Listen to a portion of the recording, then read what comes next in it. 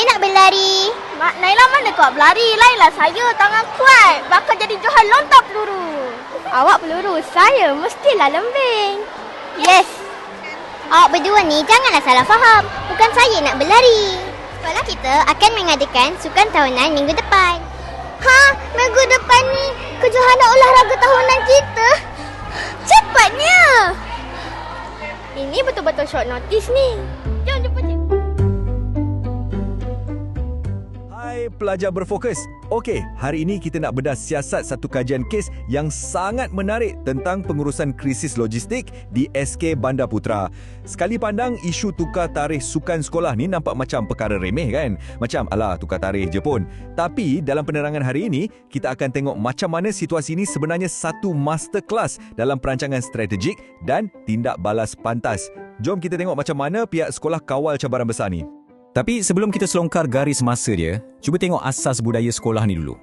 Dekat bawah logo SK Bandar Putra ni, ada tertulis moto mereka, ilmu, optimis, iman.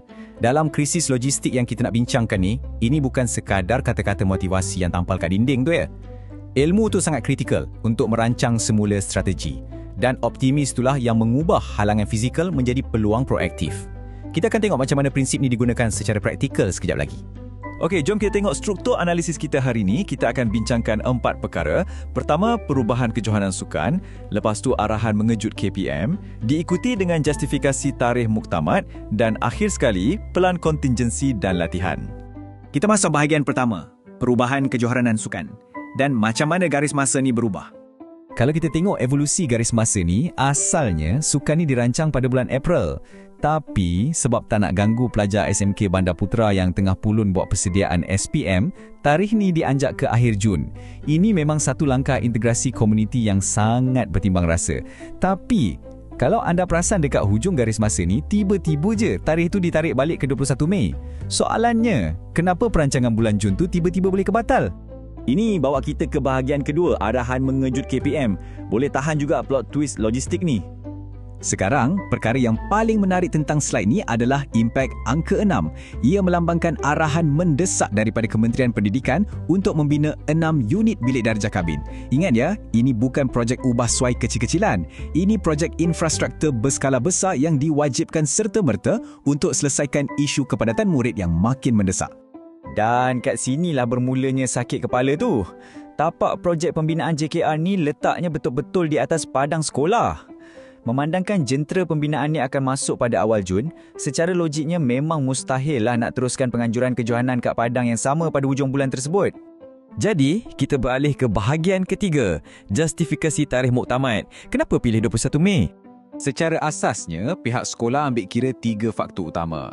Pertama, integrasi komuniti. Seperti yang saya sebut tadi, nak hormati kalender exam sekolah jiran. Kedua, keperluan infrastruktur. Projek pembinaan kabin KPM ni tak boleh tunggu-tunggu, jadi sukan mesti diselesaikan sebelum jentolak masuk. Tapi poin ketiga ni lah sebenarnya faktor penentu yang paling kritikal. Poin kritikalnya adalah empati dan keselamatan. Memilih 21 Mei ni bukanlah sekadar gangguan jadual ya. Ini sebenarnya satu langkah perlindungan yang mandatori. Kalau sukan diteruskan juga masa tapak pembinaan beroperasi, bayangkan kita mendedahkan pelajar kepada risiko serius. Habuk teruk, pencemaran bunyi bising, belum campur bahaya jentera berat lagi. Keselamatan pelajar adalah keutamaan mutlak, menjadikan 21 Mei itu satu-satunya pilihan rasional yang ada. Okey, kita terus ke bahagian keempat, pelan kontingensi dan latihan. Mari kita tengok macam mana mereka adaptasi. Perkara ini dengan cemerlangnya menunjukkan macam mana pemikiran luar kotak menyelesaikan masalah kekurangan ruang. Memandangkan masa persediaan terpaksa dipendekkan sangat-sangat ke bulan Mei, memang tak sempat nak jalankan semua acara serentak. Jadi penyelesaian mereka, diorang pecahkan kejohanan. Fasa 1 dibuat bulan Mei sebelum projek mula dan fasa 2 pula dianjak ke bulan November, berpindah sepenuhnya ke Dewan Persada. Ini adalah pengurusan sumber yang sangat bijak. Tapi macam biasalah, bila kita selesai satu masalah, cabaran baru pula yang akan muncul. Cuba letakkan diri anda kat tempat guru-guru sukan ni. Macam mana anda nak pastikan latihan sukan berjalan untuk persediaan fasa 2 nanti? Kalau padang utama tu ditutup sepenuhnya dari bulan Jun sampailah ke Disember. Jawapannya memerlukan inovasi pantas. Pelan kontingensi sekolah secara aktif mewajibkan pembangunan kaedah latihan alternatif di luar padang. Ini bermakna mereka kena maksimumkan penggunaan gelanggang bola keranjang, dewan terbuka atau fokus kepada latihan kecergasan statik dan senaman kekuatan.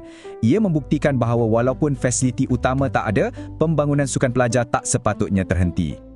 Baiklah, kita dah sampai ke penghujung. Slide terakhir ni menyimpulkan semuanya dengan mengkaitkan semula kepada moto asal mereka tadi, ilmu, optimis, iman. SK Bandar Putra buktikan bahawa halangan logistik sebesar mana pun bukanlah penamat. Jadi, saya nak tinggalkan anda dengan satu persoalan besar ni. Apabila kita mengaplikasikan perancangan berstruktur dan kekal proaktif masa berdepan krisis, tidakkah kita sebenarnya sedang mengajar pelajar kita survival skill yang jauh lebih besar daripada sekadar bersukan? Fikir-fikirkan macam mana anda boleh terapkan daya adaptasi macam ni dalam organisasi anda sendiri. Okey, itu saja penerangan dari saya. Sampai kita jumpa lagi.